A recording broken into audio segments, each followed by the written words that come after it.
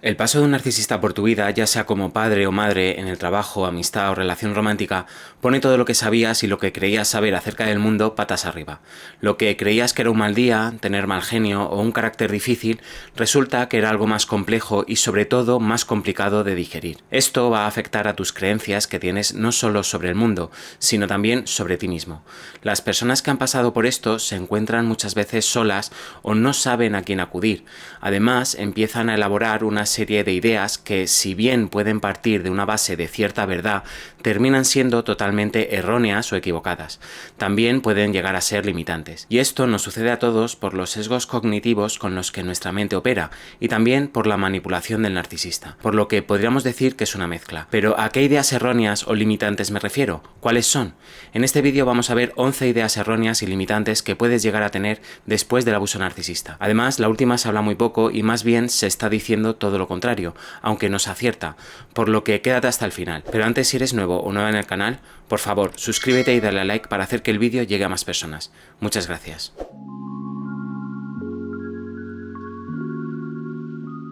La primera de todas es un clásico, y es una gran desconfianza hacia los demás. La víctima piensa que no puede confiar en nadie. En su mente se extiende la idea que debe desconfiar de los demás para evitar ser manipulada y abusada de nuevo. Esta idea se basa en el miedo de volver a caer en lo mismo. El miedo es una emoción básica muy poderosa y condiciona mucho nuestro día a día. No me voy a poner aquí en plan coach motivacional porque no es mi estilo para nada, pero es cierto que tras algunas creencias limitantes o erróneas hay una gran base de miedo. Esta desconfianza, esta creencia de no poder confiar en nadie es normal. Y es que tenemos que entender que la víctima de un narcisista pasa por situaciones que a otras personas, fuera de una relación así, les parecerían totalmente surrealistas. Desde humillaciones, comparaciones constantes, infidelidades, maltrato psicológico diario, maltrato sutil pero constante. Todo esto provoca una gran carga emocional en la persona y es normal que durante la relación y sobre todo después de ella tenga miedo para volver a confiar en alguien. No quiere vivir lo que ha vivido y por eso pone barreras emocionales con los demás. Esta creencia de no poder confiar en nadie no se da tanto a nivel consciente como inconsciente. Es decir, no es que un día se levante la víctima y decida conscientemente no confiar en nadie, sino que aun queriendo hacerlo, en muchas situaciones no puede. Y es que este miedo no aparece en la corteza prefrontal, es decir, no aparece en la parte del cerebro donde tomamos decisiones racionales, sino que proviene de la amígdala, que es la parte del cerebro encargada de las emociones, y algunos la llaman la más primitiva. Como sabes, en el abuso narcisista hay una hiperactivación de la amígdala, y esto hace que sintamos las emociones de forma más fuerte e intensa. En este sentido, el miedo y la desconfianza que proviene de este es muy fuerte y es algo casi instintivo. Nuestro cerebro nos está diciendo constantemente que ahí no, y a veces puede que se equivoque o que nos limite, como es en este caso. Esta desconfianza y otras ideas que vamos a ver serían síntomas del llamado trastorno por estrés postraumático complejo. En segundo lugar, vemos que se produce una sobregeneralización, es decir, pasamos de no ver narcisistas por ningún lado a ver narcisistas en todos los sitios, sobre todo cuando accedemos a este tipo de información por primera vez. Y es que si bien todos podemos tener algún rasgo narcisista o de cualquier otro trastorno o comportarnos de manera narcisista en algún momento determinado, esto no nos convierte en narcisistas per se. Además, esta idea está relacionada con un sesgo cognitivo que se llama sobregeneralización de estímulos. Y esto significa que, por ejemplo, generalizamos y creemos que los demás son narcisistas por un comportamiento en concreto que veíamos en nuestro abusador y que también lo vemos en otras personas. Evidentemente, aquí no estaría hablando de banderas rojas, que son, por ejemplo, pues triangulaciones, luz de gas, minimizar tus sentimientos, invalidarte, etc., sino de cualquier otro gesto totalmente aleatorio que asociamos al abusador y que cuando lo vemos en otras personas nos saltan todas las alarmas. Esto sucede por un mecanismo inconsciente de aprendizaje que se llama condicionamiento clásico, y es que en muchas ocasiones condicionamos esos comportamientos random o aleatorios a un narcisista cuando no tiene por qué ser así. Por otro lado, algunas personas pueden generalizar y creer que todos los demás comparten rasgos o comportamientos similares al abusador, lo que lleva a una actitud de desconfianza y evitación hacia nuevas personas en sus vidas. Es cierto que cuando accedes a este tipo de información por primera vez es como un despertar y de alguna manera aprendes a identificar a las personas narcisistas que tienes a tu alrededor, pero que hasta entonces no sabías cómo explicar su comportamiento. Ahora bien, la intención al compartir este tipo de información, al menos la mía, no es para ir juzgando a los demás, sino para que tengas herramientas suficientes para identificar a este tipo de personas que tienes a tu alrededor y te protejas. Por un lado, es normal que veas a más personas narcisistas o que identifiques a más de una en tu entorno. Sin embargo, esto no quiere decir que todo el mundo sea narcisista, aunque nos dé esa impresión. También es verdad que vivimos en un mundo cada vez más narcisista, por lo que antes se consideraba de mala educación o abusivo, ahora empieza a verse como algo normal. En tercer lugar, una idea errónea muy habitual y también recurrente en las víctimas de este tipo de abuso es pensar que la culpa es suya. Da igual lo que haya hecho el narcisista, que la culpa es suya. Las víctimas de abuso narcisista a menudo se culpan a sí mismas por lo que sucedió, pensando que tal vez provocaron o merecieron el trato abusivo. Esto ya lo hemos comentado en otros vídeos, y es que en la mayoría de las ocasiones esta idea aparece porque el narcisista vuelca todo el malestar y todo lo que le sale mal en la víctima, responsabilizándola incluso por las cosas que hacen ellos mal. La víctima se echa toda esa culpa a la espalda para contentar al narcisista y también a modo de dar una explicación a todo lo que sucede. Como el narcisista nunca es responsable de lo que hace y para la víctima le es imposible que éste se responsabilice, entonces ésta empieza a asumir como propia la responsabilidad que el narcisista descarga sobre ella. Esto, como digo, no solo lo hacen para contentar al narcisista, sino también para darle un sentido a todo lo que sucede. Esta idea errónea está distorsionada por la cantidad de tiempo y manipulación que ha invertido el narcisista en contra de la víctima. Además, como la víctima no puede controlar al narcisista, cree que asumiendo toda la responsabilidad podrá hacer algo para que la situación cambie. En este punto muchas personas no se dan cuenta de que la situación no cambia no por ellos, sino porque ellos están asumiendo partes que le corresponden al narcisista. En cuarto lugar, vemos que hay una hiperreactividad en la víctima, la cual puede llegar a pensar que los demás la provocan de alguna manera. Este punto tiene que ver con el segundo, y es que debido a esa amígdala hiperactivada va a haber una hipervigilancia y una reacción muy fuerte a cualquier estímulo que le recuerde al narcisista. Esta reacción puede ser solo a nivel interno, es decir, que lo viva la víctima y no lo demuestre, pero será algo que lo lleve muy mal. Como digo, en algunos casos la persona puede llegar a pensar que los demás la están provocando, sin saber su caso en concreto o su historia particular. Y todo esto es debido a la hiperreactividad que hay después del narcisista. En estos casos de trastorno por estrés postraumático complejo, estaríamos hablando de estímulos desencadenantes o triggers, y para eliminar esta sensación de poco control y de malestar que provocan, es necesario trabajar sobre ellos. Por ejemplo, tu expareja narcisista hacía un gesto que te cabreaba mucho y que estaba ligado al abuso de alguna manera, y un amigo tuyo hace después lo mismo. Algunas veces pueden ser banderas rojas y otras no. Cuando no son banderas rojas y te sigues cabreando o poniéndote mal, estamos ante un trigger o estímulo desencadenante. Es decir, has asociado ese estímulo a toda una serie de respuestas emocionales que a priori no están asociadas entre sí y le estás dando un significado erróneo. En estos casos es necesario trabajar sobre estos triggers o estímulos y cómo respondemos a ellos. Por ejemplo, podemos darnos cuenta de cómo nos ponemos cuando nos pasa esto y escribirlo en un papel. Y podemos llevar un diario para tomar conciencia de esto y verlo todo de forma más general. En muchos casos es necesario terapia para rebajar esa hiperreactividad y para trabajar sobre ella. En quinto lugar, vemos el pensamiento de nadie me entenderá. Y es que las personas que han sufrido abuso narcisista pueden creer que nadie comprenderá completamente su experiencia o que será difícil encontrar apoyo y empatía en otros. Y si bien es cierto que la experiencia es un grado en estos casos y te da ese aporte extra que necesitas para entenderlo del todo, cada vez hay más personas que se interesan por este tema y que no necesariamente han pasado por esto.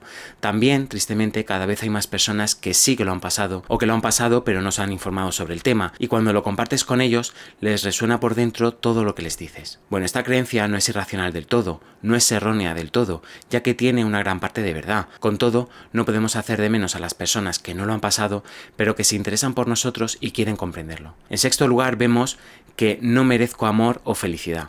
Después del abuso narcisista, algunas personas pueden sentir que no merecen ser amadas o que nunca podrán encontrar la felicidad en sus relaciones futuras. Esto tiene que ver con el sentimiento de culpabilidad que muchas personas arrastran, también con la idealización que se hace del narcisista y la posterior decepción que experimentan. Si bien esto sucede en todas las relaciones románticas, por ejemplo, esta idealización y decepción posterior es muy acusada en este tipo de relaciones. La víctima pensará incluso meses o años después del narcisista que esta persona era el amor de su vida y que verdaderamente no encontrará a nadie como él o ella. Debes tener en cuenta que esto tiene que ver con ese machaque continuo que hacen con la víctima, con ese reforzamiento intermitente que te hace pensar que existe una esperanza de que esa persona cambie o que verdaderamente no sea así. Por lo que esta idea, que se siente y se percibe como verdadera, es fruto del engaño y la manipulación. Es importante que sepas eso para poner orden en tu vida y desprenderte de esas ideas que pueden atarte todavía más al narcisista y a su abuso. La séptima idea es que siempre serás vulnerable.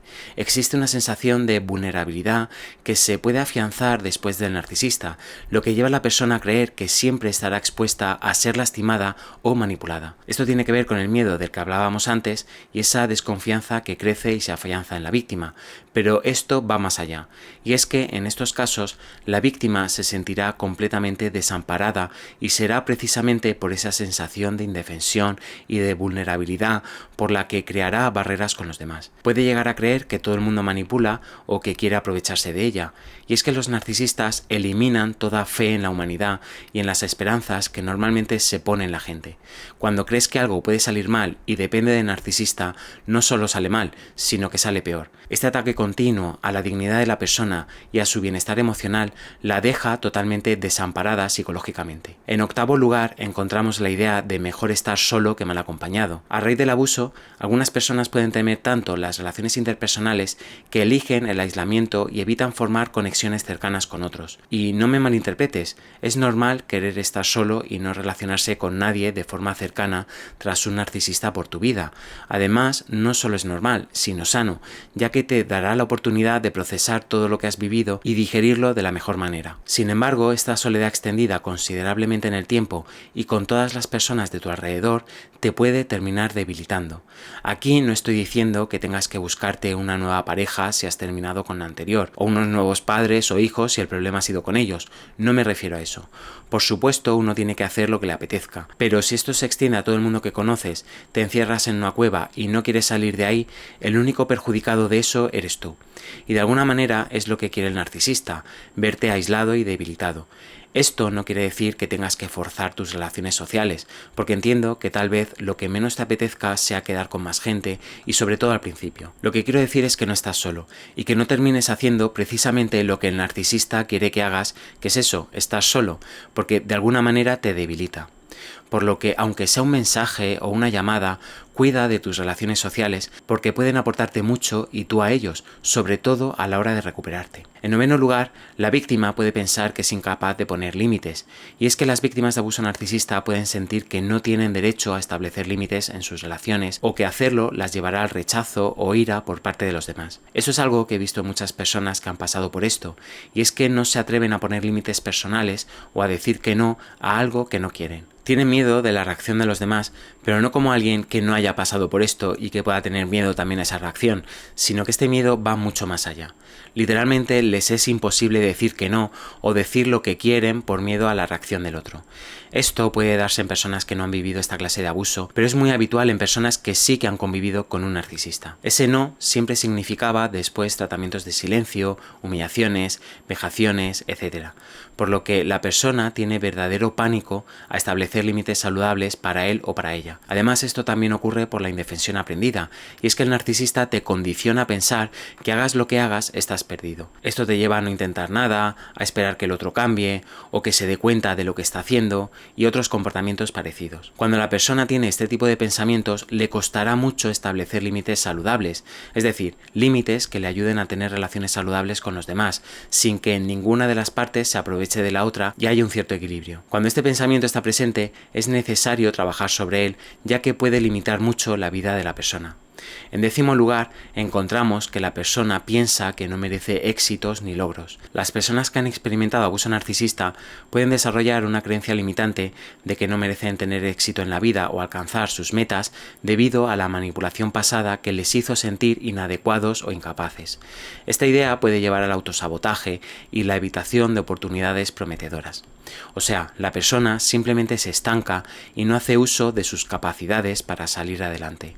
Compra la idea de que no es alguien válido, con habilidades y con la suficiente capacidad para salir adelante. Ni que decir tiene que esta idea está completamente distorsionada. Por todo esto es normal que en muchas ocasiones se autosabotee cuando tenga una oportunidad que puede cambiar su vida, ya que cree que no merece ningún éxito ni conseguir tampoco ningún logro.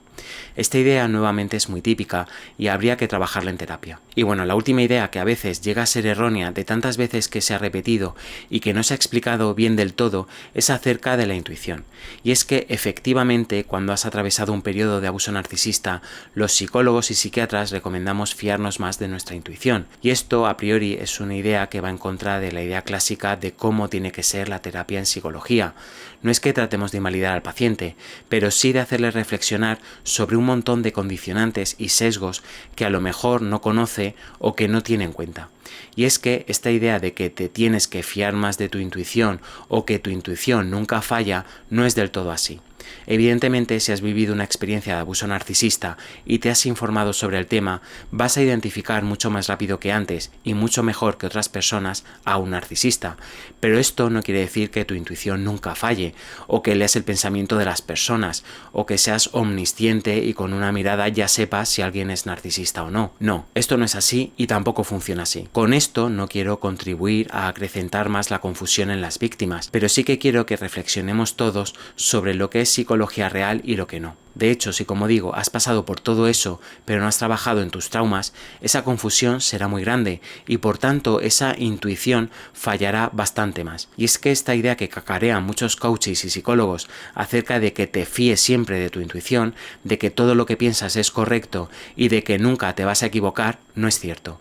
Puede que yo mismo haya contribuido a divulgar esta idea en algún que otro vídeo, sin embargo nunca me he referido a fiarnos de nuestra intuición de manera ciega e irreflexiva. Por otro lado, muchas personas piensan que su intuición nunca falla porque lo que previeron con el narcisista terminó pasando realmente, y debo decirte que aunque eso terminó pasando así, tal cual tú pensaste, puede que en esos momentos acertara, pero tu intuición seguirá fallando y acertando como lo hace la de la mayoría de la gente.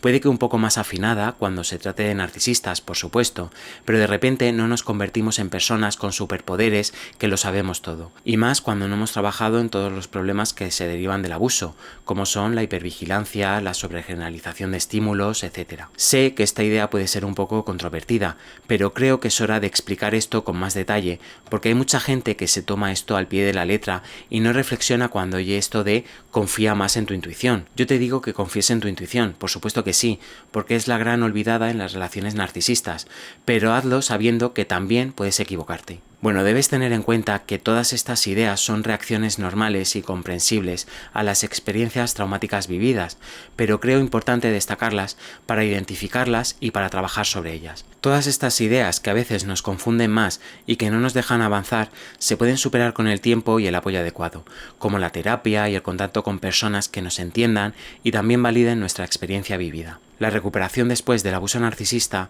es un proceso que lleva tiempo, pero es posible lograr una vida saludable y también relaciones satisfactorias en el futuro. Bueno, llegados hasta aquí, ¿te has sentido identificado con alguna de estas ideas? ¿Qué otras creencias se te ocurren a ti que una persona puede tener después de un narcisista en su vida? Por favor, escriba abajo en la caja de comentarios. Bueno, hasta aquí el vídeo de hoy. Dale like si te ha gustado y compártelo en tus redes sociales o con alguien que creas que lo pueda necesitar. Suscríbete si todavía no lo has hecho, dándole a la campanita para ver más vídeos así. Te mando un abrazo y mucho ánimo en tu camino a la recuperación.